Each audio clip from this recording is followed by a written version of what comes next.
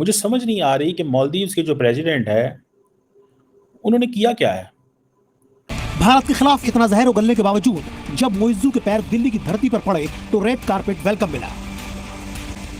मुइज्जू भारतीय वायुसेना के विमान से दिल्ली पहुंचे। 4 महीने पहले कह रहे थे कि इंडियन फौजी जो है निकल जाएं और आज आके इंडिया से डिफेंस एग्रीमेंट करके चले गए हैं। इंडिया जिस तरीके से मालदीव्स को वैल्यू देगा, जिस तरीके से वो ट्रीट करता है चाइना, उस तरीके से कतई नहीं देगा। इंडिया का जो यूपीआई सिस्टम है वो मालदीव्स के अंदर अडॉप्ट किया जा रहा है। 1-1.5 महीने से ज़्यादा इंपोर्ट करने की फॉरेन करेंसी नहीं बची, उसके बाद घुटनों पर आ गए। और देखिए ये भी चीज़ है ना कि आपको समझना पड़ेगा कि हम लोग को ये समझना पड़ेगा कि ये जो मालदीव्स हैं इनका एक ट्रेडिशनल टाइप इंडिया के साथ रहा। ये इंडियन लोग हैं जो तमिलनाडु इंडिया से जाकर के इधर उधर बच्चे, इवन मुजीजू का परिवार भी इंडियन है भाई, वो साउथ इंडियन फैमिली से बिलोंग करते हैं, तो एक कल्चरल टाई भी है हमारा उनके साथ। अब वो बात उनको भी समझ में आ रही होगी over the period of time कि if you will put all your basket इधर इन चाइना और तुर्की तो आपको बहुत नुकसान देगा। उनको ये बात समझ में आ गई। हालांकि जब वो प्रधानमंत्री बने या राष्ट्रपति बने तो पहली जो ट्रेडिशन उन्होंने तोड़ दिया। नॉर्मली पहले इंडिया आने का ट्रेडिशन था हर मालदीव के प्रेसिडेंट का, वो उन्होंने तोड़ा और वो पहले चाइना गए, फिर तुर्की गए और ये सब गए। ये यात्रा असल में बताती है कि मुइज्जू को एहसास हो गया है कि भारत को नाराज करके मालदीव पर काम नहीं चल सकता है। जी ने जाके लक्षद्वीप का ब्रांड कर दिया कि भैया, और वो वायरल हो गया। तो इस पे मालदीव के कुछ लोगों को बुरा लगा। जितनी भी नेबरिंग स्टेट है, नेपाल है, भूटान है, बांग्लादेश है, श्रीलंका है या मालदीव, वो किसी ना किसी तरह से इंडिया पर ही डिपेंड कर रहे हैं, चाहे वो डिफेंस हो, चाहे वो उनकी इकोनॉमी हो। तो ये जो कंट्रीज़ हैं ये इंडिया के बगैर सर्वाइव नहीं कर सकते। और उनके अलावा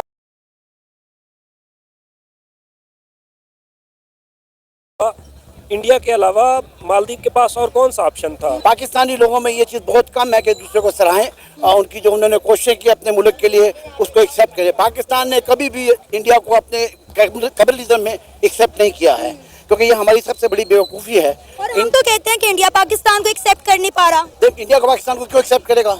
हम तो बेकारी हैं, वो पाकिस्तान की तरह अपने आप को बेकारी तो नहीं बनेगा ना। मूवीज़, ड्रामास, आपके चाहे क्रिकेट जो भी हो, गाने हम इंडिया के सुनते हैं, इंडिया वाले हमारे गाने लाइक करते हैं। हम ड्रेसिंग स्टाइल्स दोनों का सेम ही है, इसमें रिवाज सारा सेम ही है।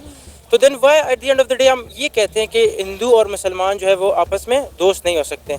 ये कहना मैं चाहता हूँ कि ये बिल्कुल सरासर गलत है। जिसने भी कहा है, जब तक आप इंडिया के साथ रिलेशन अच्छे नहीं करेंगे आपके मुल्क की इकनॉमी कभी ठीक नहीं होगी। आपका मुल्क भी श्रीलंका है, आपका मुल्क भी मालदीव है, उनकी इकनॉमी तो मैं फिर भी कहता हूँ पाकिस्तान से ऊपर है। अफगानिस्तान की जो करेंसी है वो पाकिस्तान से ऊपर है। तो यही कहूँगा कि अगर ये जो बाकी के कंट्रीज़ हैं ये अगर इंडिया के साथ रिलेशन बना के अपने आप को स्ट्रॉन्ग करने की कोशिश कर रहे हैं तो फिर हमें भी यही करना चाहिए। आप इंडिया से भी एड मांगे ना, आप इंडिया से मांगे दे दाता सानू कोई दे जा खुदा दा वास्ते, सानू को लैंड कुछ ना, हमारे पास तो कुछ है नहीं है देने के लिए। ना हमारे पास इज्जत है, ना हमारे पास दौलत है, ना वकार है, ना हमारे पास पैसा है, तो इंडिया को हम क्या देंगे? ये चीज़ होती है कि पहले आंखें दिखाते हैं। बांग्लादेश भी अभी ऐसे कर रहा है।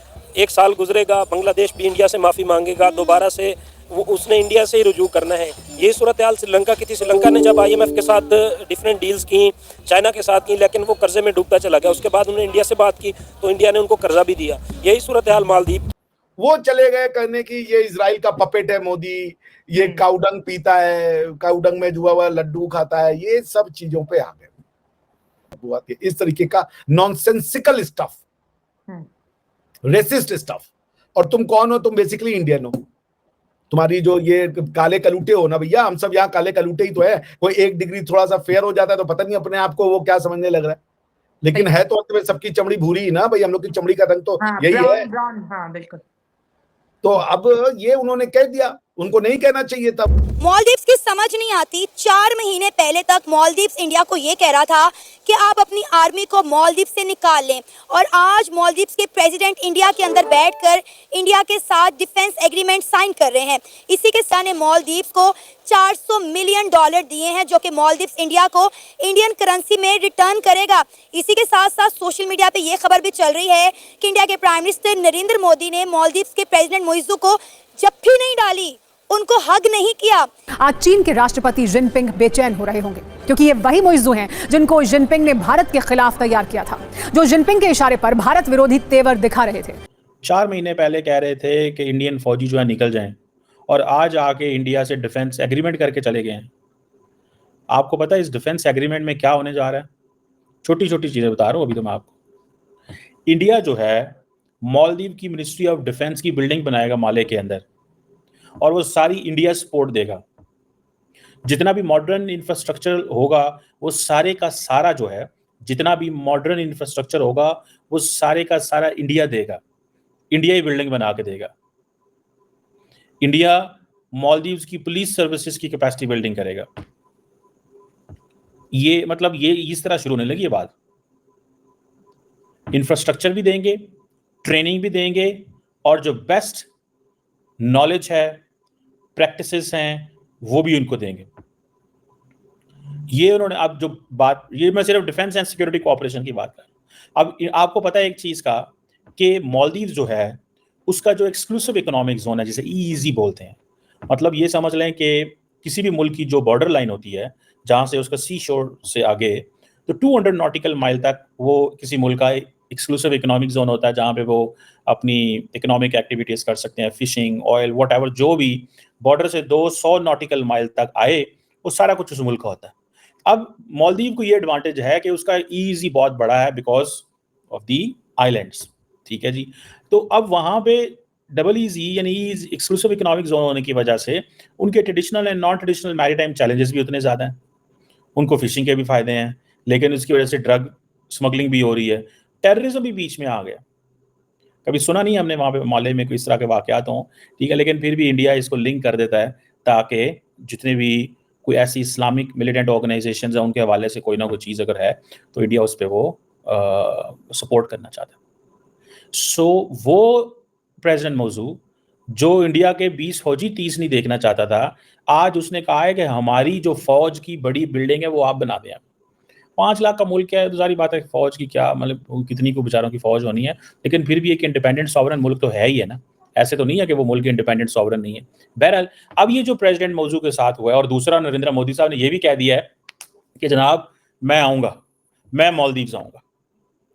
और सबसे इंपॉर्टेंट चीज़ ये है कि इंडिया और मालदीव्स इस चीज़ पे एग्री हो गए हैं कि वो economic and maritime security partnership करने जा रहे हैं।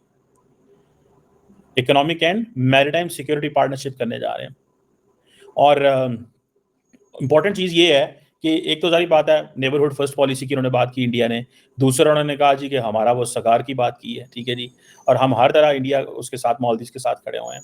और उन्होंने कहा है कि हम आपको हर तरह की एमरजेंसी सर्विसेज देने को तैयार हैं, एमरजेंसी फाइनेंशियल असिस्टेंस भी देंगे, इंफ्रास्ट्रक्चर भी बिल्ड करके देंगे, ठीक है जी।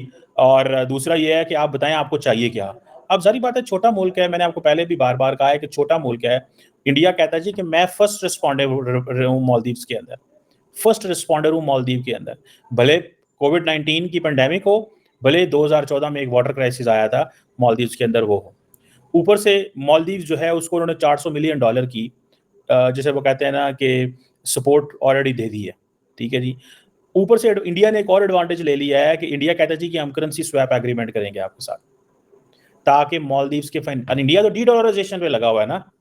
इंडिया कह रहा है जी हमें क्या जरूरत है डॉलर को बीच में लाने की, आए करेंसी को स्वैप करें, आपको क्या चाहिए हमें अपनी करेंसी देते हैं, हम आपकी करेंसी ले लेते हैं, आप हमारी करेंसी ले लें, ठीक है जी। असल में तो हर मुल्क जिसको भी डॉलर सेव हों, सिक्योर हों, उसको एडवांटेज है। सो इंडिया बेसिकली उनकी करेंसी लेना चाहता है। अब होगा क्या कि इंडियन ज़्यादा जाते हैं मालदीव्स के अंदर, ठीक है। सो इंडिया को ही इसमें एडवांटेज है क्योंकि इंडियन करेंसी ज़्यादा वहाँ जानी है मालदीव्स के अंदर। लेकिन इंडिया को इस चीज़ का एडवांटेज है कि जितने भी इंडियंस वहाँ पे जाएंगे उन सब के सबको एक जो उनकी करेंसी अवेलेबल होगी। देन जब ये करेंसी स्वैप एग्रीमेंट उनके साथ कर लिया, अब वो कह रहे हैं कि जनाब हम एक comprehensive economic and maritime security partnership आपके साथ चाहते हैं। वो और मोइज़ू जी जो है वो पूरी तरह से दंडवत हैं। जी हाँ, थे इनके पूर्ववर्ती जो प्रेसिडेंट थे सोली साहब जो थे वो इंडिया फर्स्ट की पॉलिसी पे चला करते थे और ये थे इंडिया आउट। इन्होंने वार्निंग जारी कर दी कि भाई जो कोई 80 कोई मिलिट्री नॉन कॉम्बेटेंट जो थे, मिलिट्री नॉन कॉम्बेटेंट वो हुआ करते थे वहाँ पर, वो इसलिए क्योंकि भारत ने उनको 2 हेलीकॉप्टर और 1 एयरक्राफ्ट दे रखा था, उसको उड़ाने के लिए इनके पास कोई सुविधा नहीं थी, इनके पास कोई पायलट और नहीं थी, तो भारत ने दया करके अपने 80 लोग वहाँ स्टेशन कर दिए थे, जो इसको उड़ाते भी थे और उसकी सर्विसिंग भी करते थे, मेंटेनेंस भी करते थे। तो ये पूरा का पूरा एक सर्विस, मेंटेनेंस और ऑपरेशनल क्रू हुआ करता था वहाँ पे। उस क्रू को कहा कि आप वापस जाइए, वापस चले आए साहब हम। मूडीज़ वगैरह जो रेटिंग एजेंसीज थी, उन्होंने इनको डाउनग्रेड करके और रिस्क ऑफ डिफ़ॉल्ट वाली रेटिंग पे ले आए। 1-1.5 महीने से ज़्यादा इंपोर्ट करने की फॉरेन करेंसी नहीं बची। उसके बाद घुटनों पर आ गए, पूरी तरह से घुटनों पे आके पिछले 5-6 महीने से नाक रगड़ी बुरी तरह से, और नाक रगड़ के यहाँ आए हैं। और यहाँ आने के बाद में एक comprehensive economic and maritime security agreement पे इन्हीं मुज्जू मियाँ ने साइन किया है भारत के साथ।